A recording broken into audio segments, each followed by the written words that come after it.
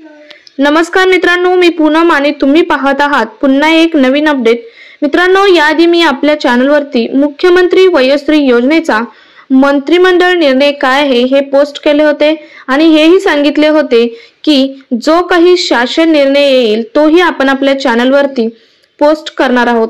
6 February 2024 ला एक शासन निर्णय म्हणजे GR आला आहे। तो काय आहे किंवा या योजनेसाठी कोणते ज्येष्ठ नागरिक पात्र असणार आहेत, या योजनेसाठी कागदपत्रे कोणकोणती लागणार आहेत, वयाची अट काय असणार आहे, की याचा अर्ज कसा ऑनलाइन किंवा ऑफलाइन कसा भरायचा, याची सर्व इन्फॉर्मेशन आपण आजच्या व्हिडिओमधून पाहणार आहोत। सो अजूनही तुम्ही आपल्या चॅनलवर जर नवीन असाल तर चॅनल सबस्क्राइब करून शेजारील बेल आयकॉन प्रेस करा, म्हणजे तुम्हाला असेच नवनवीन अपडेट गव्हर्नमेंटचे येत राहतील। सो मित्रांनो, हा GR हा 6 फेब्रुवारी 2024 आहे। राज्यातील 65 वर्षावरील सर्व ज्येष्ठ नागरिकांना मुख्यमंत्री वयोश्री योजना राबवण्यास मान्यता देण्यात आलेली आहे या GR अंतर्गत। तर यामध्ये सामान्य ज्येष्ठ नागरिकांना जगण्यासाठी ज्या गरजा आहेत त्या पूर्ण व्हाव्यात यासाठी ही योजना सुरू केले असल्याचेही सांगितले आहे। सो हा शासन निर्णय काय असणार आहे तोच आपण पाहूयात। तर हा शासन निर्णय आहे तो म्हणजे राज्यातील 65 वर्षे वय व त्यावरील ज्येष्ठ नागरिकांना त्यांच्या दैनंदिन जीवनात सामान्य स्थितीत जगण्यासाठी आणि त्यांना वयोमानात परतवे येणारे अपंगत्व असेल, अशक्तपणा असेल यावर उपाययोजना करण्यासाठी आवश्यक सहाय्य तसेच साधने किंवा उपकरणे खरेदी करण्याकरिता तसेच त्यांचे मनस्वास्थ्य केंद्र, योगोपचार केंद्र इत्यादीद्वारे त्यांचे मानसिक स्वास्थ्य अबाधित ठेवण्यासाठी राज्यात मुख्यमंत्री वयोश्री योजना राबवण्यास माननीय मंत्रिमंडळाने दिलेल्या मान्यतेनुसार हा शासन मान्यता देण्यात आलेली आहे, म्हणजे शासन निर्णय हा देण्यात आला आहे। यानंतर पुढे पाहूयात या योजनेचे नाव काय आहे। तर या योजनेचे नाव आहे मुख्यमंत्री वयोश्री योजना आणि ही योजना सादर करण्यामागे म्हणजे सुरू करण्यामागे शासनाचे नक्की ध्येय उद्दिष्ट काय आहे हे पाहूयात। मित्रांनो, राज्यातील 65 वर्षे वय व त्यावरील ज्येष्ठ नागरिकांना त्यांच्या दैनंदिन जीवनात सामान्य स्थितीत जगण्यासाठी आणि त्यांना वयोमानात परतवे येणाऱ्या अपंगत्व असेल, अशक्तपणा यावर उपाययोजना करण्यासाठी आवश्यक सहाय्य साधने व उपकरणे खरेदी करण्याकरता तसेच मनस्वास्थ्य केंद्रे, योगोपचार केंद्रे इत्यादीद्वारे त्यांचे मानसिक स्वास्थ्य अबाधित ठेवण्याकरता प्रबोधन व प्रशिक्षणाकरता एक वेळ एक रकमी रुपये 3000 पात्र लाभार्थ्याच्या बँकेच्या वैयक्तिक आधार संलग्न बचत खात्यात थेट लाभ वितरण म्हणजेच DBT प्रणालीद्वारे लाभ प्रदान करणे हाच आहे। तर तुम्हाला समजले असेल की शासनाचं यामागे ध्येय उद्दिष्ट काय आहे ज्येष्ठ नागरिकांसाठी। आता पुढे पाहूयात। आता या योजनेचे स्वरूप काय आहे ते आपण पाहूयात। सदर योजनेअंतर्गत पात्र वृद्ध लाभार्थ्यांना त्यांच्या शारीरिक असमर्थता किंवा दुर्लभतेनुसार सहाय्यभूत साधने किंवा उपकरणे खरेदी करता येतील। त्यामध्ये कोणते असणार आहेत, उदाहरणार्थ चष्मा, श्रवण यंत्र असेल, तसेच ट्रायपॉड, स्टिक, व्हीलचेअर असेल, तसेच फोल्डिंग वॉकर असेल, कोमोडो खुर्ची असेल, तसेच नी ब्रेस असेल, लंबर बेल्ट असेल किंवा सर्वायकल कॉलर इत्यादी जे उपकरणे आहेत ते त्यांना खरेदी करता येणार आहे। तसेच केंद्र शासनाच्या कार्मिक विभागाद्वारे नोंदणीकृत करण्यात आलेले तसेच राज्य शासनाद्वारे नोंदणी करण्यात आलेल्या योगोपचार केंद्र, मनस्वास्थ्य केंद्र, मनशक्ती केंद्र असे प्रशिक्षणही त्यांना दिले जाणार आहे या योजनेअंतर्गत।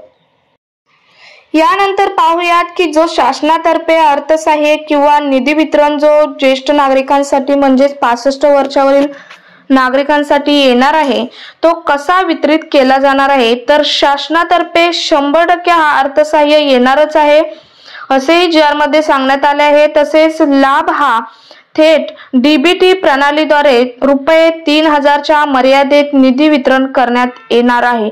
हा निधी वितरण म्हणजेच हे 3000 रुपये वर्षातून एकदा म्हणजेच एक रकमी ज्येष्ठ नागरिकांच्या 65 वर्षावरील नागरिकांच्या खात्यामध्ये जमा होणार आहेत। यामध्ये सार्वजनिक आरोग्य विभागांतर्गत प्राथमिक आरोग्य केंद्रे, उपकेंद्रे, उपजिल्हा रुग्णालये यांच्यामार्फत आरोग्य यंत्रणेचे जाळे राज्याच्या कानाकोपऱ्यात पसरलेले आहे। असंसर्गजन्य रोग सर्वेक्षण व माझे कुटुंब माझी जबाबदारी अभियानाअंतर्गत ज्येष्ठ नागरिकांची सर्वेक्षण व स्क्रीनिंग घरोघरी जाऊन करण्यात येणार आहे। अशा प्रकारे सार्वजनिक आरोग्य विभागाच्या यंत्रणेमार्फत त्या विभागाच्या सर्वेक्षणासोबत या योजनेचा लाभार्थी तपासणी करण्यात येणार आहे। यानंतर पाहूयात की लाभार्थ्याची उत्पन्न मर्यादा किती असावी लागणार आहे। तर लाभार्थ्याचे कौटुंबिक वार्षिक उत्पन्न रुपये 2 लाख व त्याच्या आतमध्ये असावे। याबाबतचे लाभार्थ्याचे स्वयं घोषणापत्र सादर करणे आवश्यक असणार आहे। सदर व्यक्तीने मागील 3 वर्षात स्थानिक स्वराज्य संस्था आणि सरकारद्वारे नियंत्रण सार्वजनिक उपक्रमासहित कोणत्याही सरकारी स्रोताकडून तेच उपकरण विनामूल्य प्राप्त केले नसावे। तसेच याबाबतचे लाभार्थ्याने स्वयं घोषणापत्र सादर करणे आवश्यक राहणार आहे। मात्र दोषपूर्ण किंवा अकार्यक्षम उपकरणे इत्यादींच्या बदलाला अपवाद म्हणून परवानगी दिलीही जाऊ शकते।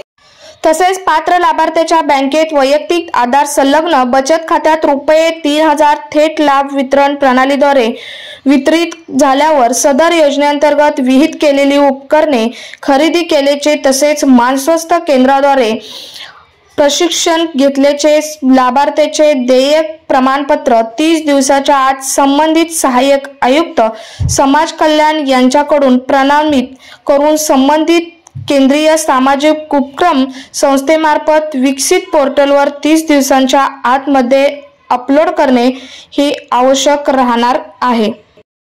तसेच महत्त्वाचा मुद्दा म्हणजे निवड किंवा निश्चिती केलेल्या जिल्ह्यात लाभार्थ्यांच्या संख्येपैकी 30% महिला असणार आहेत। येथेही महिलांना प्राधान्य देण्यात आले आहे।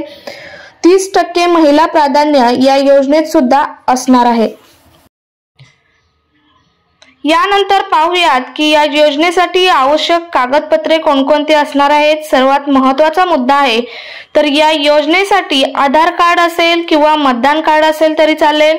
तसेच राष्ट्रीयकृत बँकेचे बँक पासबुक झेरॉक्स, तसेच पासपोर्ट आकाराचे 2 फोटो लाभार्थ्याचे, तसेच स्वयं घोषणापत्र आणि शासनाने ओळखपत्र पटवण्यासाठी विहित केलेली अन्य कागदपत्रे लागणार आहेत। आता स्वयं घोषणापत्र हे तुम्हाला मी वरती सांगितले आहे स्वयं घोषणापत्र काय असते ते।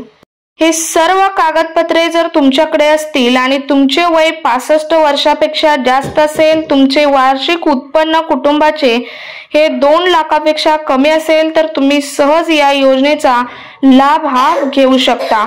यानंतर सर्वात महत्त्वाचा मुद्दा विचारला जातो तो म्हणजे या योजनेसाठी अर्ज कुठे करायचा। तर स्वतंत्र पोर्टल महाराष्ट्र माहिती तंत्रज्ञान महामंडळाकडून एक पोर्टल विकसित केले जाणार आहे, म्हणजेच सुरू केले जाणार आहे। या पोर्टलवरती तुम्ही ऑनलाईन पद्धतीने फॉर्म भरू शकता किंवा तुम्ही ऑफलाईन पद्धतीनेही त्या विभागाकडे जाऊन फॉर्म भरू शकता। यानंतर जो ऑनलाईन हे पोर्टल ज्यावेळेस सुरू होईल, जो ऑनलाईन पद्धतीने फॉर्म भरायचा आहे तो कसा भरायचा याचाही इन डिटेल व्हिडिओ आम्ही आपल्या चॅनलवर पोस्ट करणार आहोत। सो अजूनही आपल्या चॅनलसाठी नवीन कोण असेल तर चॅनल सबस्क्राइब करून शेजारील बेल आयकॉन प्रेस करा, म्हणजे तुम्हाला सर्वात पहिल्यांदा पुढच्या व्हिडिओचं नोटिफिकेशन येईल।